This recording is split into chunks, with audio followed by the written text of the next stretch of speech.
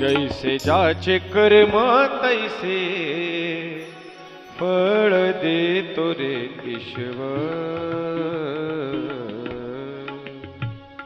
आणि हा माणसाचा स्वभाव, स्वभावांमध्ये अभाव आहे म्हणून देवाबद्दल भाव प्रगट होत. देव भावाचा भुकेला आणि मग ती चंचुला जी होती ती त्या बायांच्या मागे कुठे गेली? शिव महापुराण कथेत गेली. एका कोपऱ्याला बसली आणि बसल्यानंतर महाराज सांगत होते की ध्रुव बाळाला ज्या वेळेस देवाच्या बापाच्या मांडीवरून आईनं हुसकून दिलं, सावत्र आईनं, तर ध्रुव बाळ रडत होता. दुसरी एक कथा सांगत होते की ज्यावेळेस द्रौपदीवर भर सभेमध्ये हिंदुस्थानची नारी द्रौपदीवर असा प्रसंग आला, तीही रडत होती. ध्रुव बाळ देवाचा धावा करत होता आणि द्रौपदी सुद्धा कोणाचा धावा करत होती हे कथाकार सांगत होते. देवाला जर शब्दाची भाषा कळाली नाही ना, बारीक ऐका, देवाला शब्दाची भाषा इतकी लवकर कळत नाही इतकी तुमच्या अश्रूची भाषा देवाला कळते. अश्रू जर देवाला कळाले, आणि द्रौपदीला ज्या वेळेस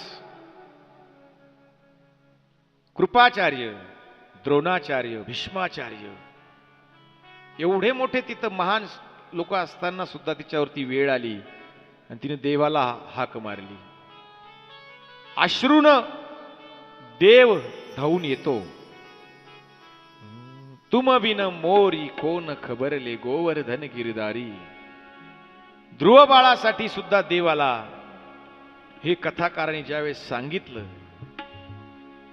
चंचुलाच्या क्षणभर कथेनं, सत्संगानं तिला आपल्या मागच्या आयुष्यात केलेल्या सर्व कर्माचा डोळ्यासमोरून तो प्रवास आला की मी माझ्या आयुष्यात काय केलं, वाईट कर्म केलं, चुकीचं वागले, एवढं वाईट वागून आज मला पश्चाताप होतोय.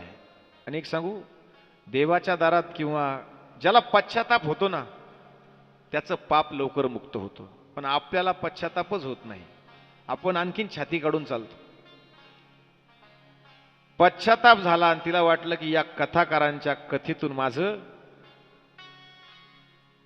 हे डोळे नाही, अंतरंगाचे डोळे उघडले. जीवनाकडे बघण्याचा दृष्टिकोन तिला कळाला, तिला मार्ग मिळाला. फक्त एकच मनात इच्छा राहिली, काय? की मला या पापातून मुक्त व्हावं. निघाली आणि कथाकार जिथं बसलेले होते त्या कथाकारांचं दर्शन घेण्यासाठी व्यासपीठाकडे जाणार तर पाय अडकून पडली आणि कथाकाराने तिला उचलायला, आधार द्यायला गेले. सांगितलं, मला हात लावू नका, मला हात लावू नका. का? मी पापी आहे. काय सांगितलं? मी पापी आहे, मला हात लावू. कथाकारांनी जे उत्तर दिलं, तू पापी आहेस पण तू 2 तासापासून कथेत बसलेली आहेस. कथेत बसल्याने पाप राहत नाही. मी तुला हात लावल्याने मला तुझं पाप काहीच करू शकत नाही, कारण तू ज्याच्या कथेत बसली ती शिवशंकराची कथा आहे, त्याच्यामुळं पाप तुला बाधत. ज्यावेळेस कथाकारांच्या वाणीतून हे शब्द ऐकले, सांगितलं, जर क्षणभर कथेत आल्याने जर मला मी पापी नसेल तर मला या पापातून, या दोषातून, पश्चातापातून मुक्त होण्यासाठी काहीतरी सांगा. पहिलं सांगितलं, तुला नाम जप कर. कोणता नाम जप? इथं जास्त लोकांचा प्रश्न आहे, आम्ही कोणता मंत्र म्हणावा. हा षडाक्षर मंत्र आहे. पंचाक्षर मंत्र कोणता? जनार्दन स्वामी शिवभक्त होते. जनार्दन स्वामींनी शिव महापुराणातील पुराणातील काही श्लोक स्तुती विधीमध्ये आहे. जे कोणी जय जनार्दन जय बाबाजी भक्त परिवार असतो ते विधी म्हणतात. त्याच्यामध्ये हे सर्व आहे. ओम मृत्युंजयाय रुद्राय नीलकंठाय शांभवे अमृदेशाय शर्वाय महादेवाय ते नमः. तू नाम जप कर. कोणता कर? कोणताही. देवाचं नाव तुम्ही कसंही घ्या. बसताना घ्या, उठताना घ्या, झोपताना घ्या, काम करताना घ्या. नाम ते नाम आहे. ऊस असतो ऊस. ऊस मोडून खाल्ला तरी गोड, त्याचा रस करून पिला तरी, त्याची साखर करून खाल्ली तरी, त्याचा गूळ करून खाल्ला तरी, त्याची डिस्लरी मध्ये तयार करून पिली तरी ते गोड नाही ना. ऊस तोच आहे. तो मोडून खा, तोडून खा, साखर करून खा, त्याची गोडी वेगळी होत. साखरेपासून साखरेची गोडी वेगळी करता येत का? एखादा कोणी शुगरवाला गेला किराणा दुकानदाराकडे, म्हटलं का साखर द्या पण गोडी बाजूला करून द्या.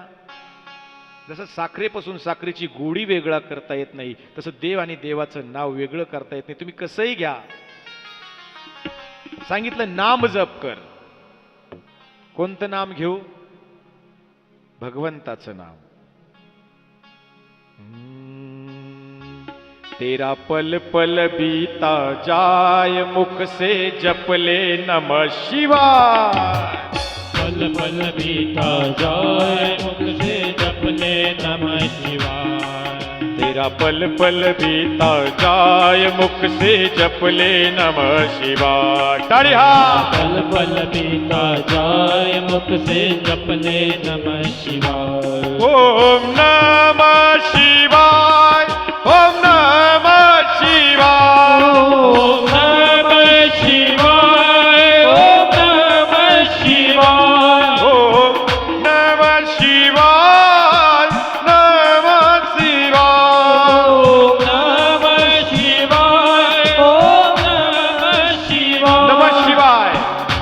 नमः शिवायाचा जप कर. का? ज्या जगात तू राहिलीस,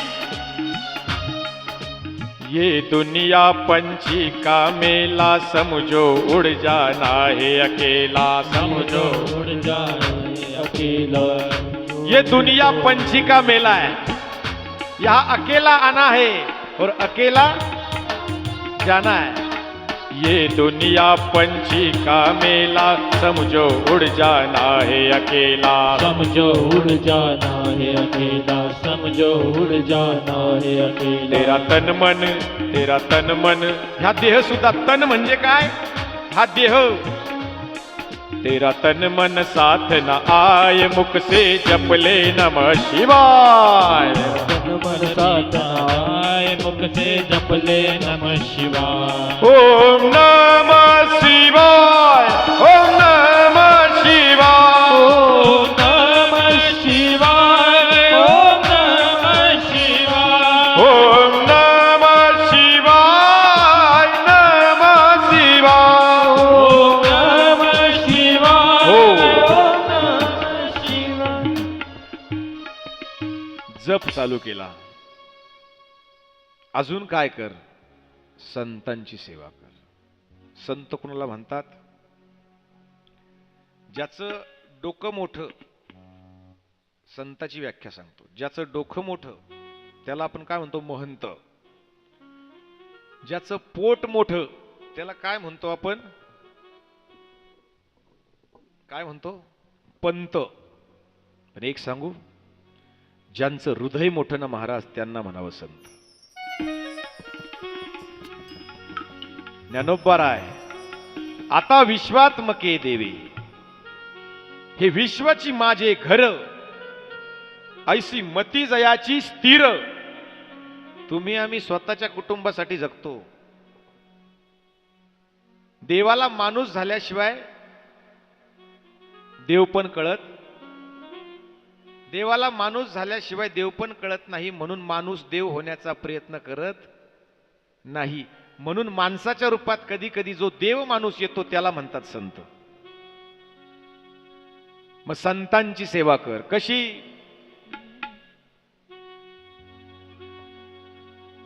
संतांची सेवा कर. संतन के संग लाग रे तेरी अच्छी बनेगी. संतन के संग लाग रे तेरी अच्छी बनेगी. अच्छी बनेगी तेरी बिगड़ी बनेगी. अच्छी बनेगी तेरी बिगड़ी बनेगी. अच्छी बनेगी तेरी बिगड़ी बनेगी. अच्छी बनेगी तेरी बिगड़ी बनेगी. हो गया बेड़ा पार रे जय हो. अच्छी बनेगी संतन के संग लाग रे तेरी अच्छी बनेगी. संतन के संग लाग हो. रे तेरी अच्छी. संतन के संग लाग रे तेरी अच्छी बनेगी. संतांची सेवा कर, गुरूंची सेवा कर आणि त्यांना प्रार्थना कर. आणि तशीच चंचुला त्या शिव मंदिरात बसली, डोळे लावले, हात जोडले. वाईट कर्माला गेलेले हात आज देवापुढं जोडले. प्रभू प्रभुजी नाव किनारे लगा. काय म्हणायला लागली? प्रभुजी नाव किनारे लगा. नदिया गहरी नाव पुरानी डूबत जहाज तरा. प्रभुजी नाव किनारे लगा. कोणती नाव? ही दुःखाची नाव. जसं नावाडी नाव त्या तीरावर नेऊन सोडतो, तशी तुमची आमची प्रपंचामध्ये दुःखाची नाव ही डगमग करते. करते का नाही? समुद्रात नौका असेल, लाट आली तर ती काय करते? कितीही संकटाची लाट येऊ द्या, तुमच्या जीवनात कितीही संकटाची लाट येऊ द्या, पण आलेल्या संकटासाठी फक्त या गंगेश्वर रूपी भगवंत तुमच्या नौकेत बसेल असेल तर कोणतंही संकट पार होईल. पण त्याला कोणत्या नौकेत बसवा? कोणत्या नौकेत? कागदाच्या. ही एक नौका आहे. काय आहे ही? नौका आहे. आत्मा हा नावाडी आहे. माझं बोलणं कळतं ना तुम्हाला? हा, ही एक नौका आहे, त्याच्यात आत्मा हा नावाडी आहे, आणि त्याला जी काठी आहे, साधन राम नाम आणि शिवनाम त्याचं साधन आहे. म्हणून म्हटलं जातं, डगमग डोले माझी पाण्यावरी नाव रे.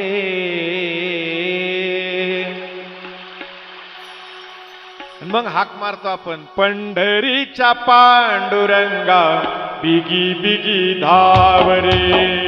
पंढरीच्या पांडुरंगा बिगी बिगी धाव हो. पंढरीच्या पांडुरंगा बिगी बिगी धाव. पंढरीच्या पांडुरंगा.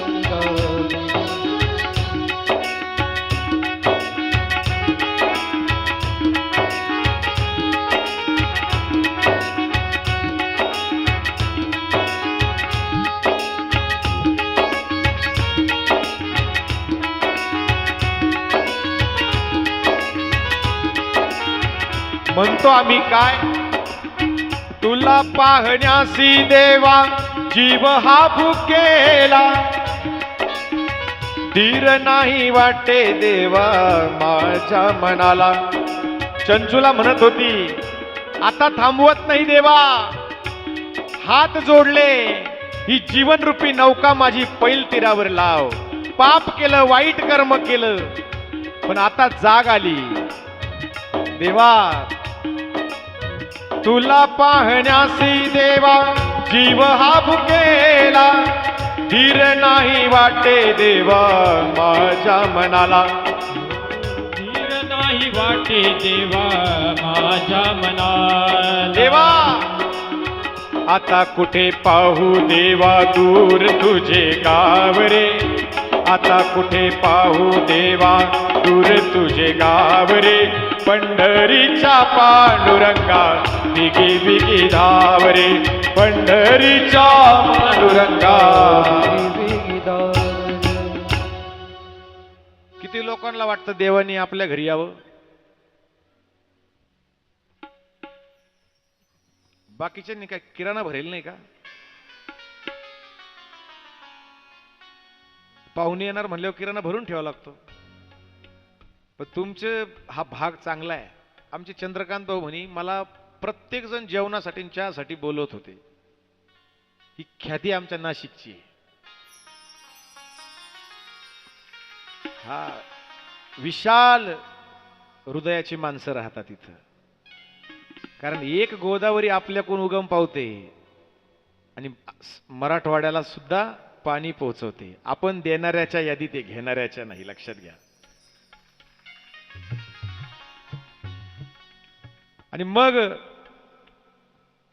देवानी तिची हाक ऐकली, प्रसाद घेतला, अन्नही मिळालं, देवाचा क्षणही मिळाला. आणि त्याच ठिकाणी त्याच शिवमंदिरात तिने काय सोडला? प्राण सोडला. म्हणून ती शिवलोकात गेली. आणि एक सांगू, मग तिने धन कमवलं. कोणतं? शिवनामाचं. शिवलोकात गेली आणि पुढच्या जन्मात ती पार्वतीची सखी झाली. कोण झाली? पार्वतीची सखी. म्हणजे कोण? इंग्लिश मीडियमला ना तुम्ही? बरोबर आहे. मग बेस्ट फ्रेंड. आणि मग एक दिवस पार्वती सोबत बसलेली होती आणि मग म्हणायला लागली, अशी चिंता अवस्थेत, आपल्याला काय दुःख आहे हे जितकं आपल्या घरच्यांना कळत नाही तितकं मित्रांना आणि मैत्रिणींना कळतं. बरोबर आहे की नाही? मागं बसलेले तरुण, खरं आहे की नाही? आणि मित्र असावा महाराज, मित्र असावा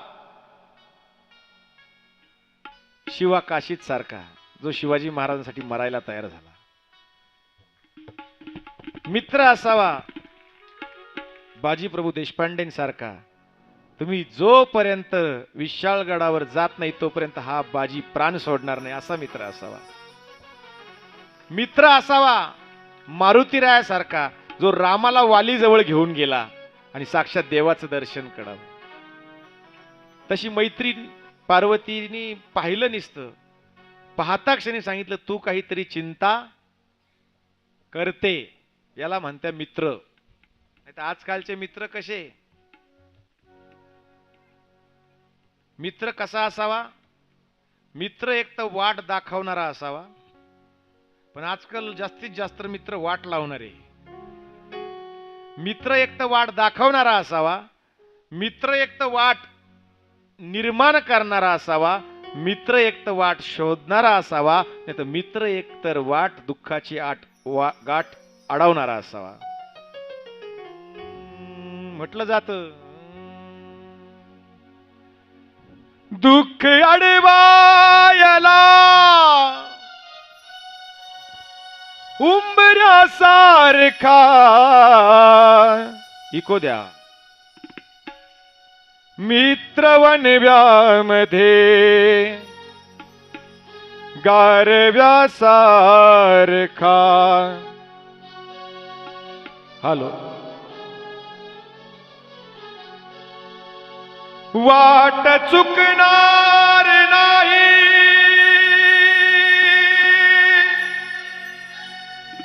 जीवनभर तुझी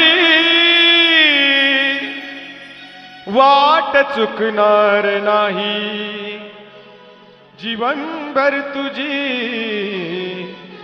एक तू मित्र कर, एक तू मित्र कर आरशासारखा, मित्र वनव्यामध्ये गारव्यासारखा, मित्र वनव्यामध्ये गारव्यासारखा, मित्र बनव्यामध्ये गारव्यासारखा. असा मित्र, अशी मैत्रीण. विचारलं पार्वतीनं की तू इतकी निराश का, तू इतकी निराश का? हात जोडून सांगितलं, मी मागच्या जन्मात असं असं वागले, पण शिवकथेने, शिव महापुराण कथेनं आणि शिवाच्या आशीर्वादानं माझा उद्धार झाला. पण एका गोष्टीचं वाईट वाटतं, सर्पदंशाने माझा पती मेला, तो ब्रह्मराक्षस म्हणून भटकतोय. काय सांगितलं सांगा? तिला मुक्ती मिळाली तरी तिथं गेल्यानंतर सुद्धा तिला कोणाची आठवण राहिली? कोणाची? पतीची. काल सांगितलं मी, पतिव्रतेची पुण्याई पापी पुरुषालाही परमेश्वराच्या परमपदाला ठीक आहे म्हणे. आणि मग पार्वती मातेने भोलेनाथ बाबाचं, जसं नारायणाचं भजन कोण करतं? नारद मुनी. श्रीमन्नारायण. वा, आता मी म्हणलो नारायणाचं भजन कोण करतं? ती पूर काय म्हणली, ऐकलं तुम्ही? नाही ऐकलं ना? पप्पा.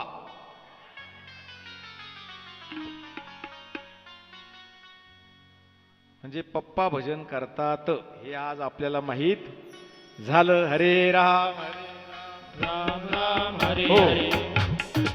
आणि मग जसं नारायणाचं भजन करतात तसं भगवान भोलेनाथ बाबाचं भजन कोण करतं? आरतीमध्ये येतं बघा, शेवट काय म्हणतात त्यांना? तुंबर. व्याघ्रांबर फणीवर जर सुंदर मदनारी, पंचानन मनमोहन मुनिजन सुतकारी, शतकोटीचे वीज वाचे उच्चारी, रघु तिलक राम नारद तुंबर. हे तुंबर जे आहे हे भगवंताचं भजन करायचे. आणि तुंबरला बोलवलं पार्वती मातेने, जा तो बिंदुक ब्राह्मण ब्रह्मराक्षस म्हणून जिथं कुठं असेल त्याला घेऊन या. आणि घेऊन आल्यानंतर त्याच्या समोर शिवकथा, त्याला धरलं आणलं. तो काय शिवकथेत बसायला तयार? तो राक्षसच. मग जो शिवकथेत बसत नाही तो कोण? नाही, असं तुम्ही नका म्हणू, बसत नाही तो. आणि मग तुंबर यांनी गायन चालू केलं. काय? शंकर भगवंताला आवडता राग कोणता? राम, केदार राग. भगवान भोलेनाथ बाबाला आवडता राग केदार.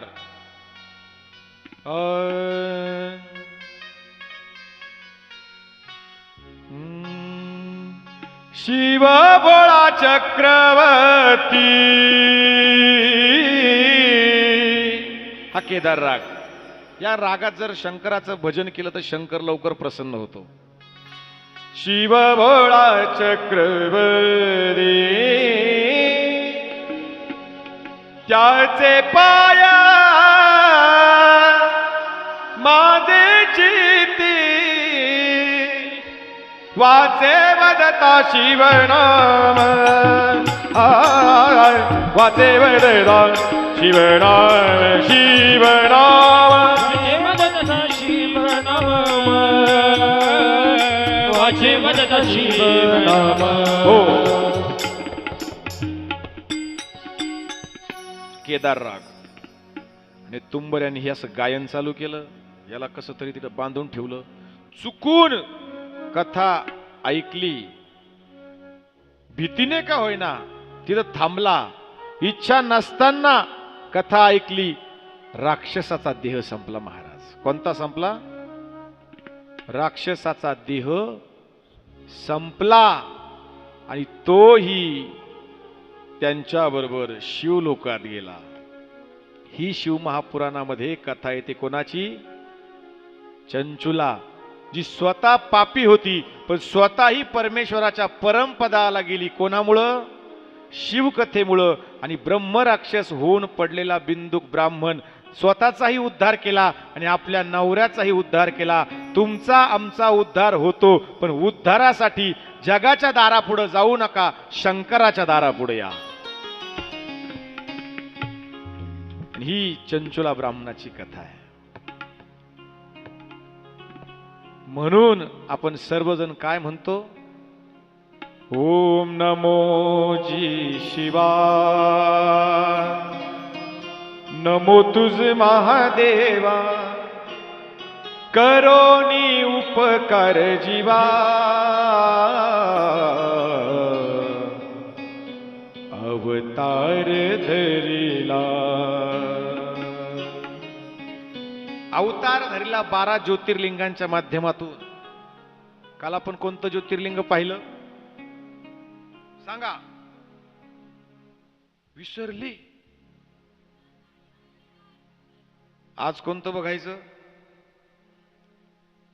आज आपलं जवळचं बघू. आणि अजून एक उज्जैन. उज्जैनला किती लोक जातात?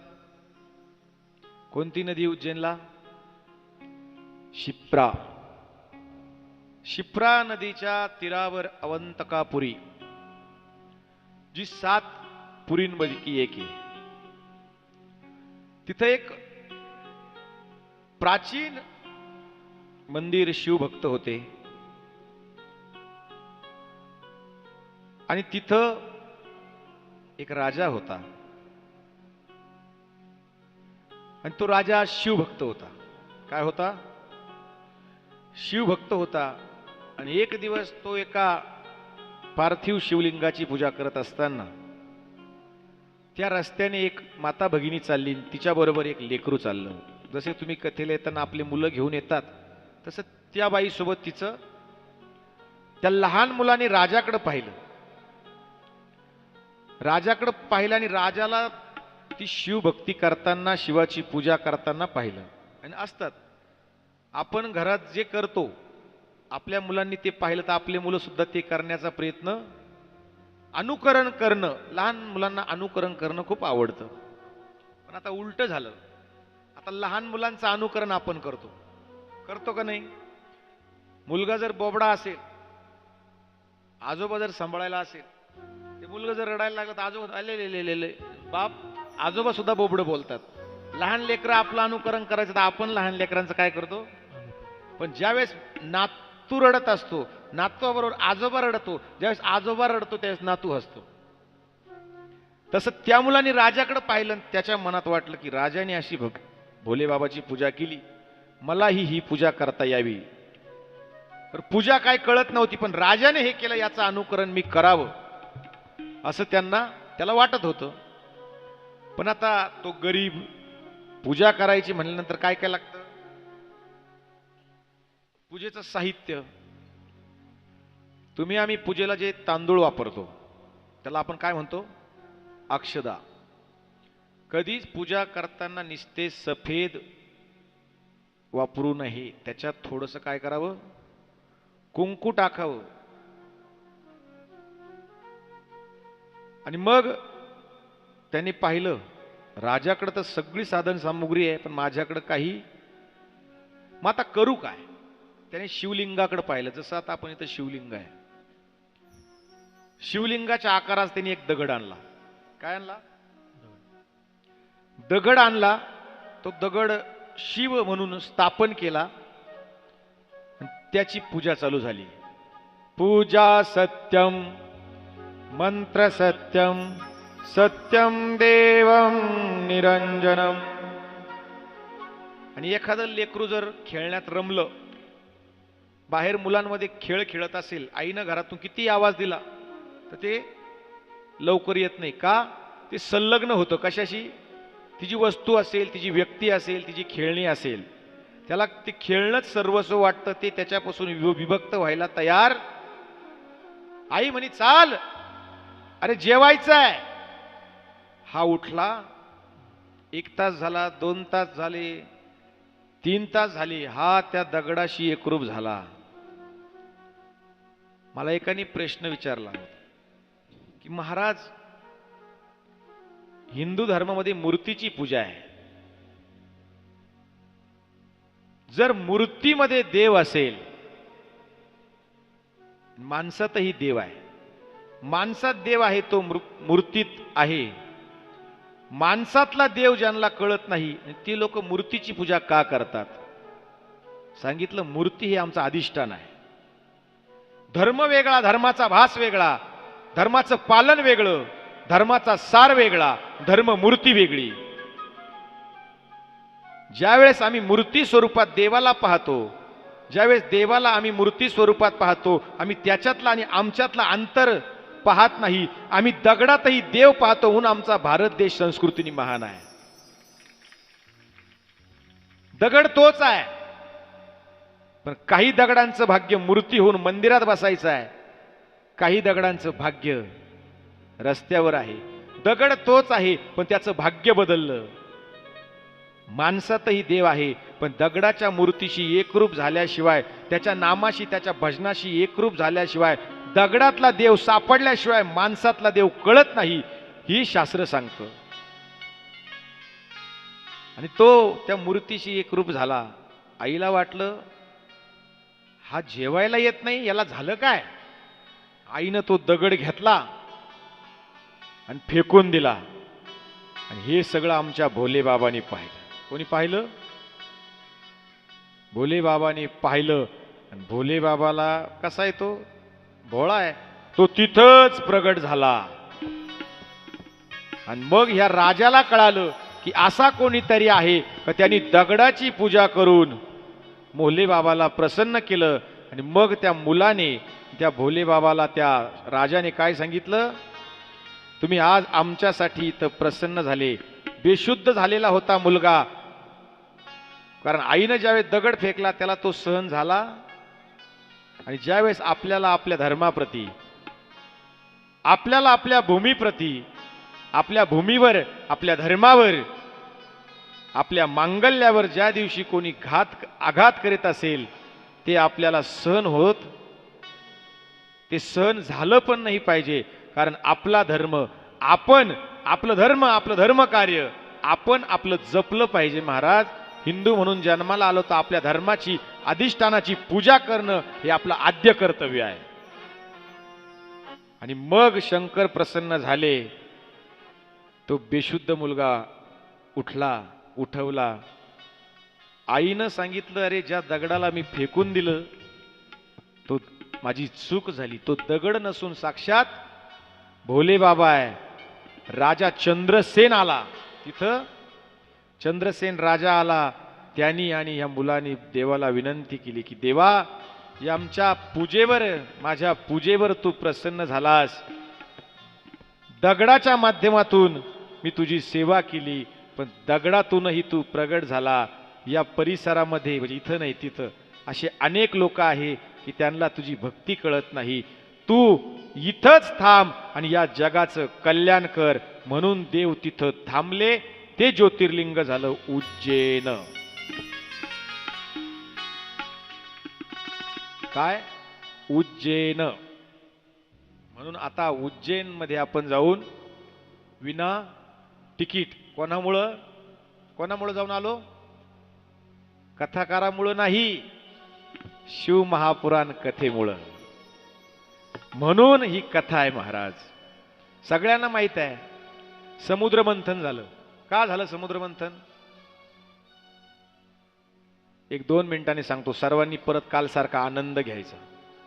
पायाची कळ मोडण्यासाठी आहे, बाकी दुसरं काही नाही. तुम्ही म्हणाल मग तुमच्या पायाला नाही लागत का? लागती, पण आम्हाला सवय. जे कोणी वयस्कर असतात बिचाऱ्यांची, म्हणून एक 5 मिनिटं फक्त.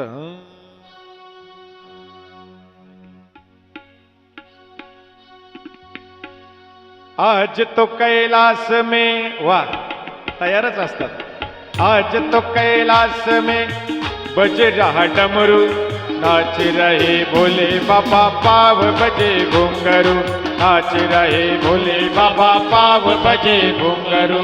नाच रहे भोले बाबा पाव बजे घुंघरू.